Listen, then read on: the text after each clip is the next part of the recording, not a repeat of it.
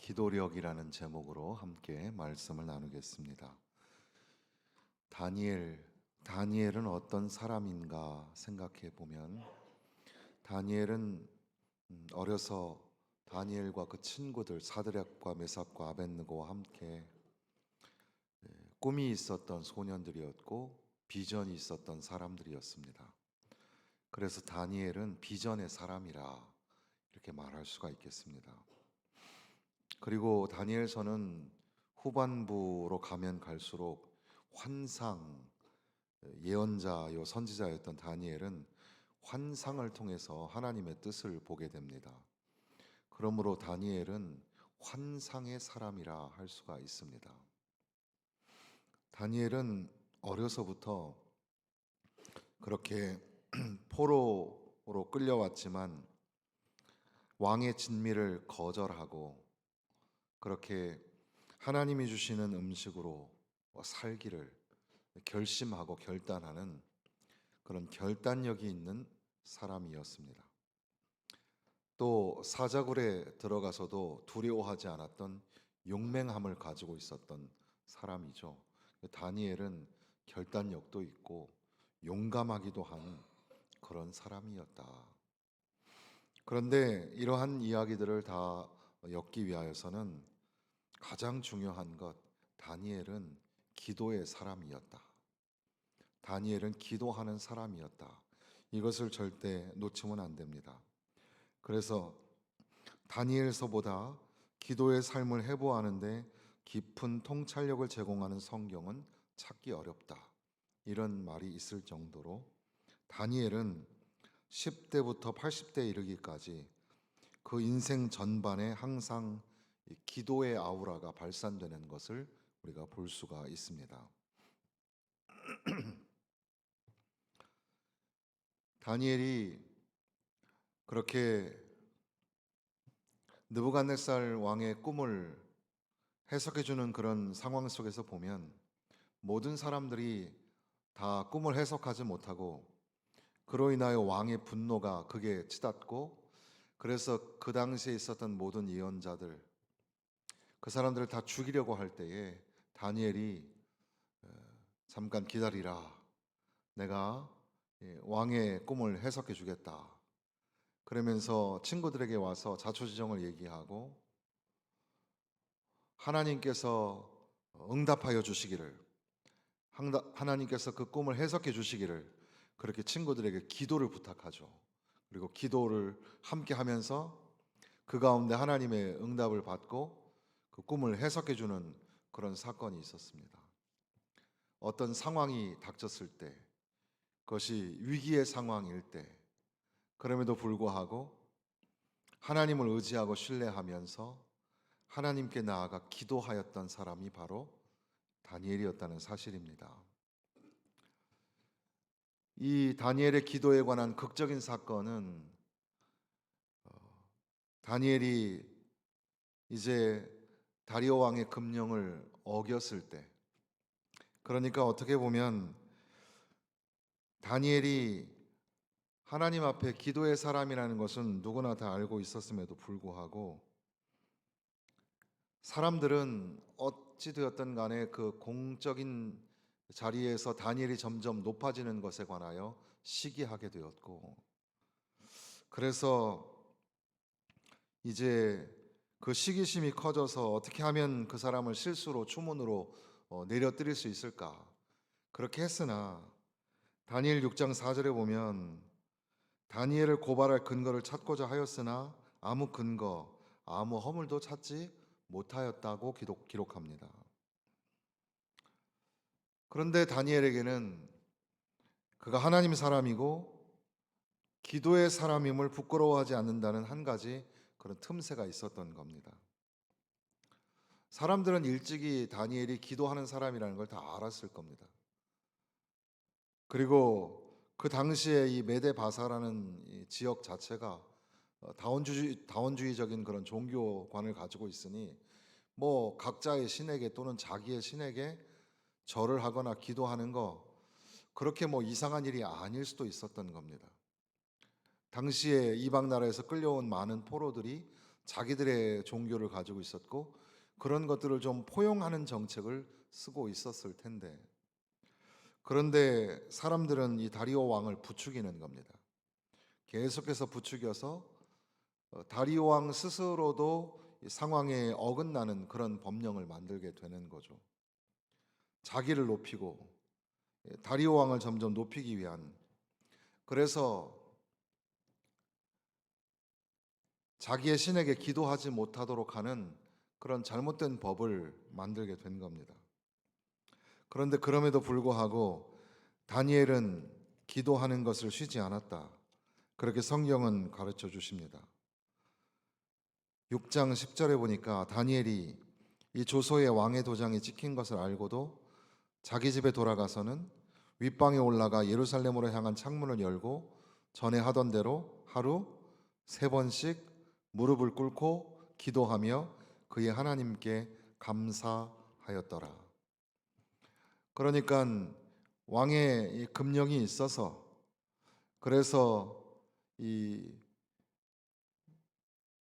왕에게 구하지 않고 다른 신들을 섬기는, 그래서 다른 신들에게 기도하는 일들을 하였을 때에는 위험천만한 상황이 벌어지게 될 것을 경고하였음에도 불구하고 그는 그 조서를 알고 있었고 도장이 왕의 도장인 것을 알았지만 그럼에도 불구하고 창문을 열고 전에 하던 대로 하루 3번씩 무릎을 꿇고 기도하면서 하나님께 감사하였더라.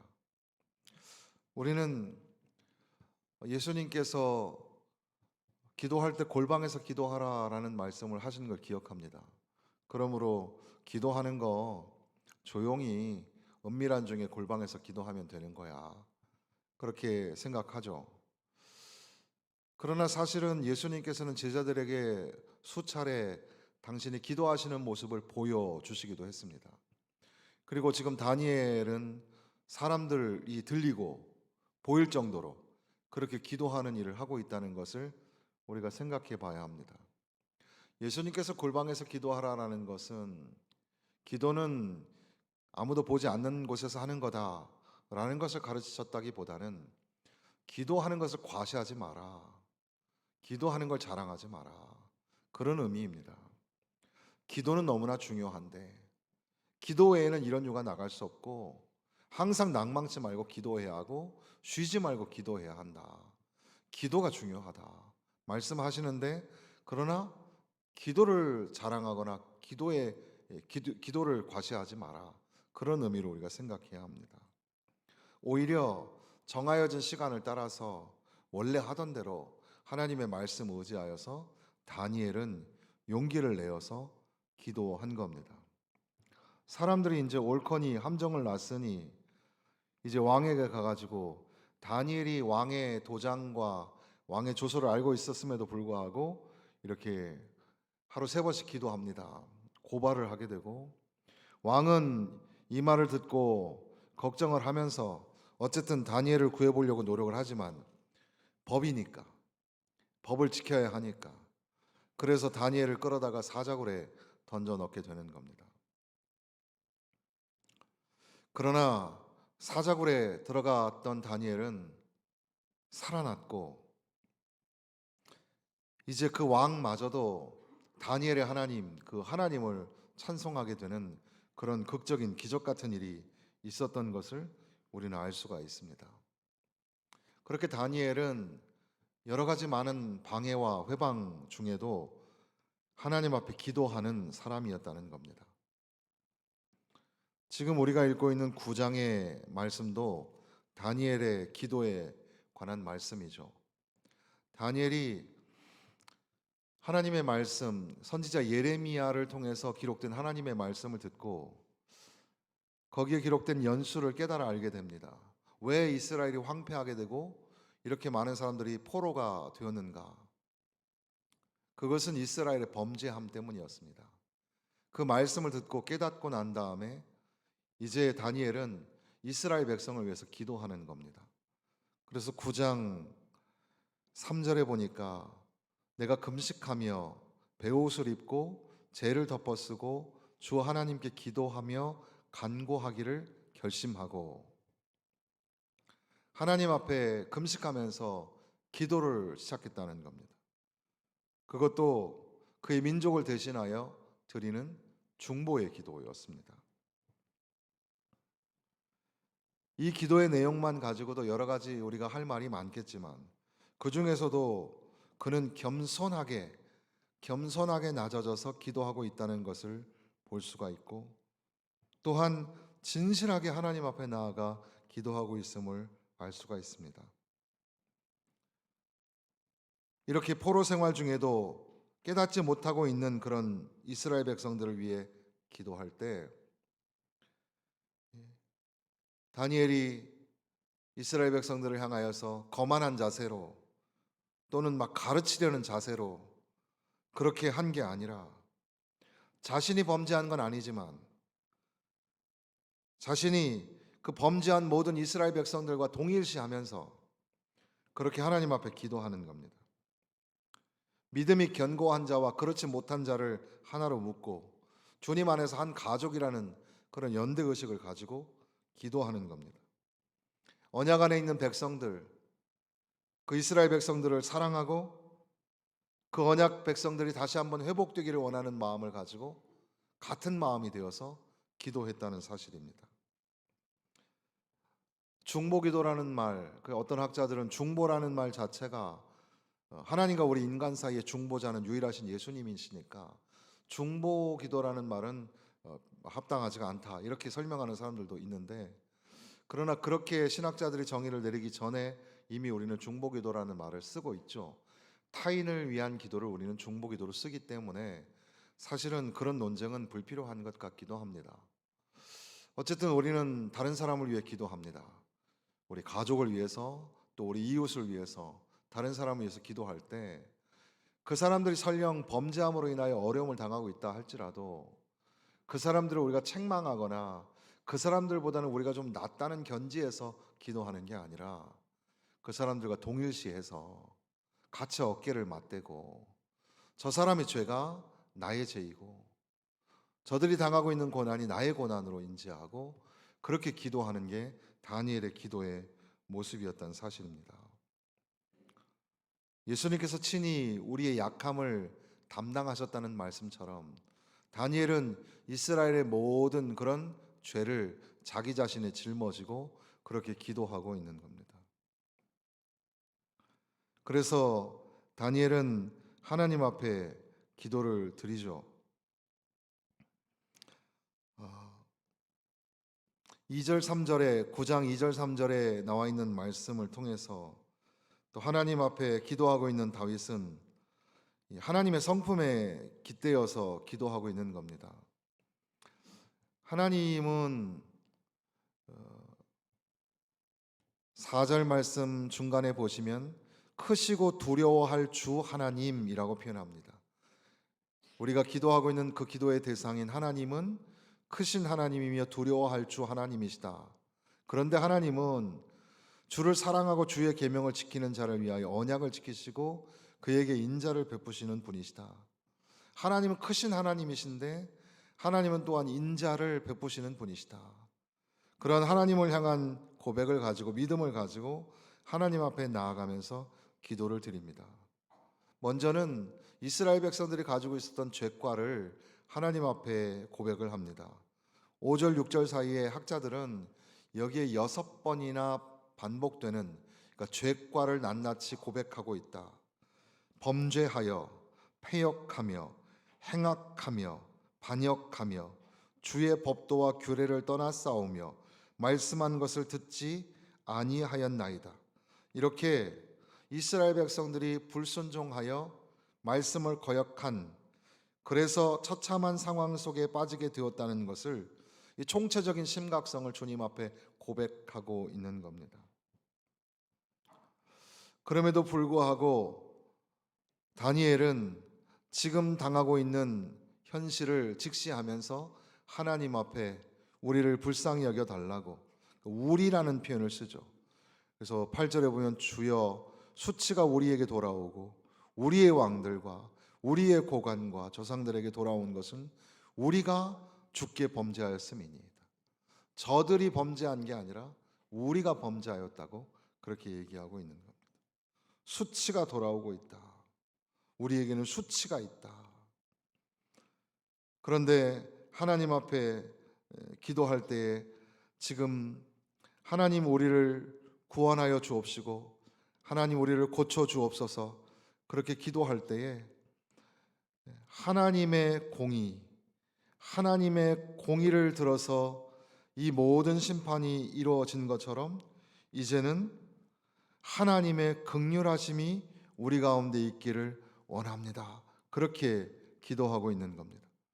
그래서 읽으신 말씀 18절의 뒷부분에 보면 주 앞에 우리가 간구하는 것은 우리의 공의를 의지하여 하는 것이 아니요 주의 큰 긍휼을 의지하여 함이니이다.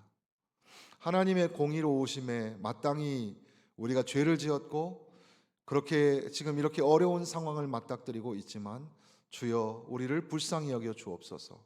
긍휼히 여겨 주옵소서. 큰 긍휼을 더하여 주옵소서. 그렇게 기도하는 겁니다.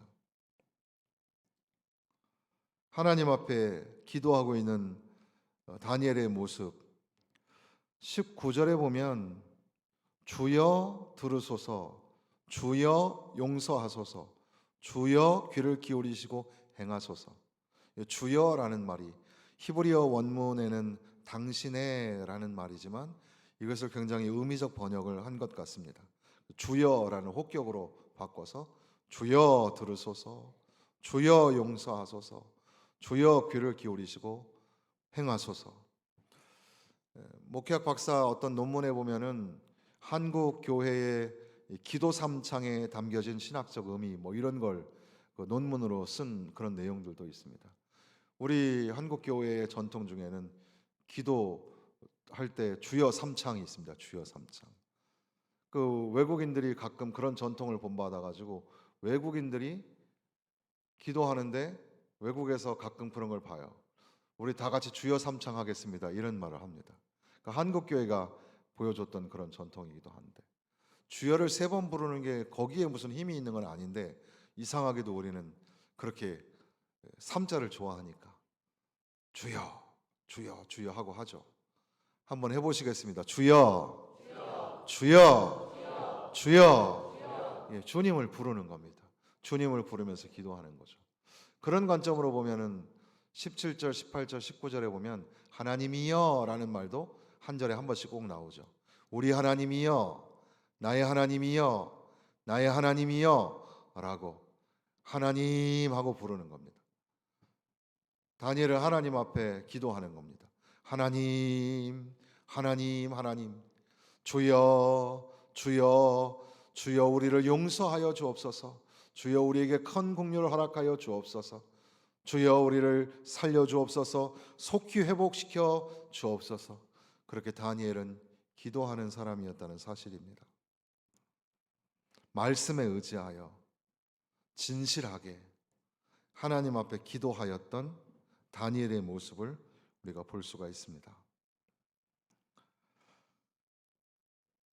읽지 않았지만 그 다음 절에 보면 20절, 21절에 보면 내 하나님 여호와 앞에 간구할 때, 곧 내가 기도할 때 이렇게 때가 나오는데 시간의 긴박성을 가르쳐 주죠. 그렇게 기도할 때 환상 중에 그 사람 가브리엘이 빨리 날아와 저녁 제사를 드릴 때쯤에 내게 이르더니, 그러니까 하나님 앞에 기도했더니 천사가 하나님의 응답을 가지고 속히 날아왔다는 거죠.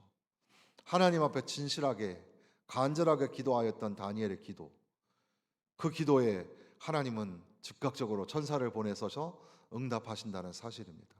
저와 여러분이 하나님 앞에 기도할 때 하나님이 응답하여 주셔서 오늘 듣고 깨닫고 문제가 해결되고 회복되고 치료받을 수 있기를 주님의 이름으로 축원합니다. 그렇게 다니엘은 하나님 앞에 기도하는 사람이었다는 겁니다.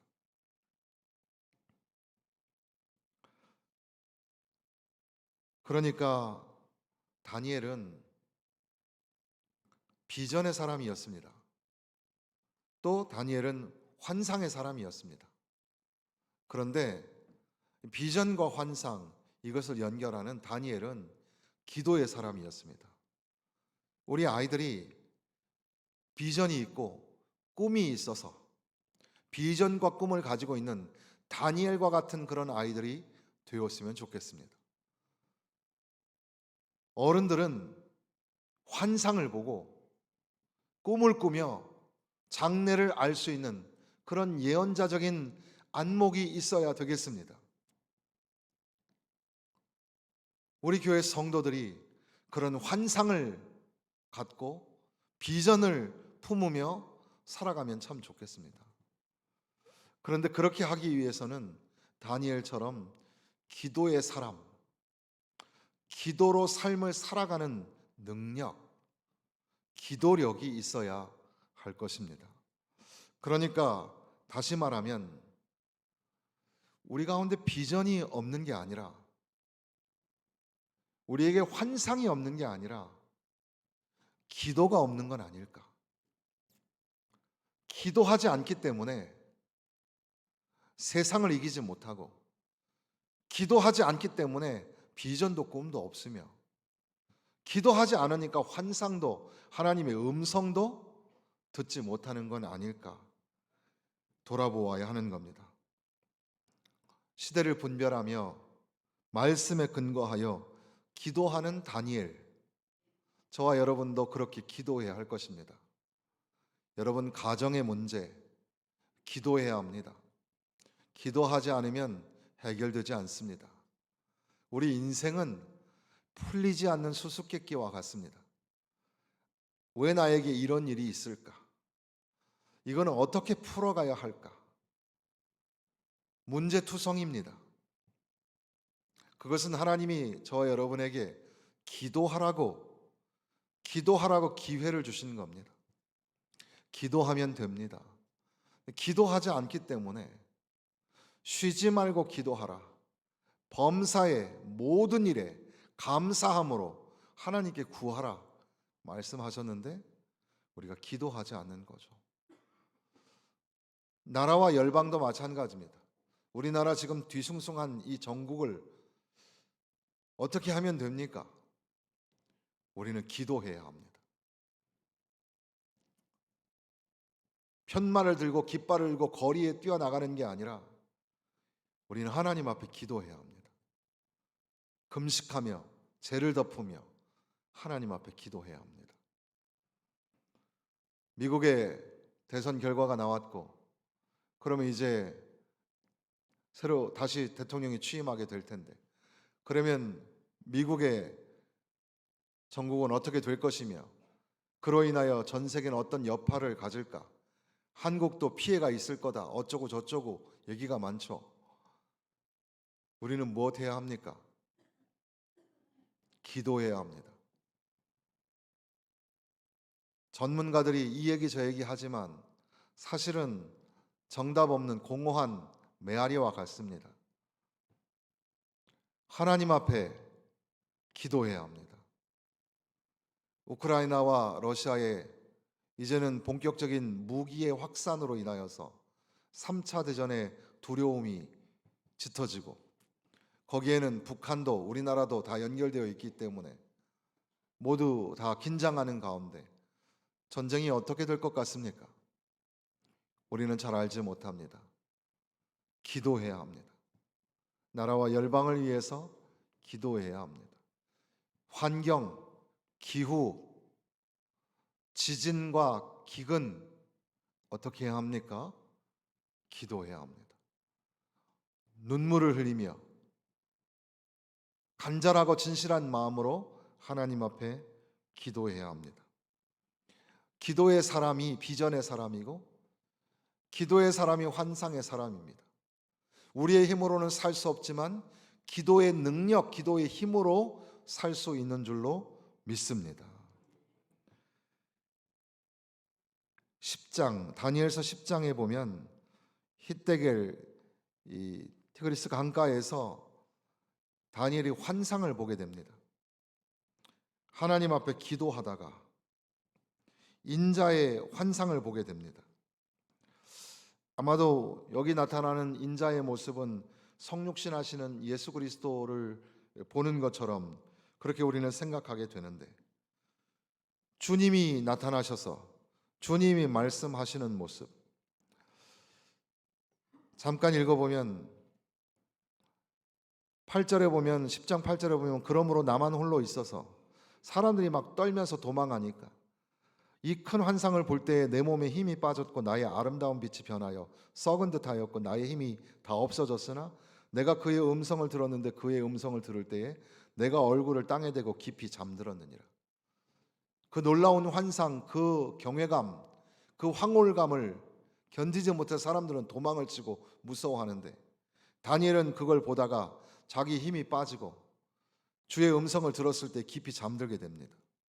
10절에 보면 한 손이 있어 나를 어루만지기로 내가 떨었더니 그가 내 무릎과 손바닥이 땅에 닿게 일으키고 내게 이르되 큰 은총을 받은 사람 다니엘아 내가 내게 이르는 말을 깨닫고 일어서라 내가 내게 보내심을 받았느니라. 그 음성이 들려서 그를 일으키시고 주의 말씀을 들려주시더라는 겁니다. 기도하다가 하나님과의 깊은 교제 가운데 하나님을 만나야죠. 하나님을 만난 그 경외감을 가지고 그 황홀감을 가지고 살아가야 되지 않겠습니까? 교회 생활을 수십 년 했음에도 불구하고 기도하지 않고 기도의 시간에 그 기도의 분량은 꽤 되는 것 같은데 여전히 깊이 있는 기도 가운데 하나님의 음성을 들어보지 못하고 하나님이 만지실 때 내가 떨고 있었던 주님을 만나는 그 놀라운 사건이 여러분의 삶에 있는지 한번 돌아보아야 합니다. 과연 나는 기도의 사람인가? 한 해가 저물어 갑니다. 저와 여러분 올 한 해 기도 많이 하셨는지 돌아보아야 합니다. 우리 자신을 위해서, 가족들을 위해서, 또 성도들을 위해서, 나라와 열방을 위해서 어떻게 기도하고 있는지, 기도를 통해서 하나님의 음성을 듣고 있는지, 그래서 비전을 품고 환상을 품고 살아가고 있는지 돌아보아야 합니다. 사랑하는 성도 여러분, 마음속에 근심이 있고 걱정이 있고 염려가 있을 때 우리가 할 수 있는 것은 기도밖에는 없습니다. 기도하며 하나님을 의지할 때, 하나님 앞에 주여 하며 다 아뢰일 때 하나님이 들으시고 함께 하시고 살 길을 내어 주실 줄로 믿습니다. 회복시켜 주실 줄로 믿습니다. 여러분의 삶에 얽히고 설켰던 문제들도 풀 수 있는 방법은 우리의 힘이 아니라 기도의 힘, 기도력인 것을 믿고 기도하며 살기를 다시 한번 소원하시기를 바랍니다.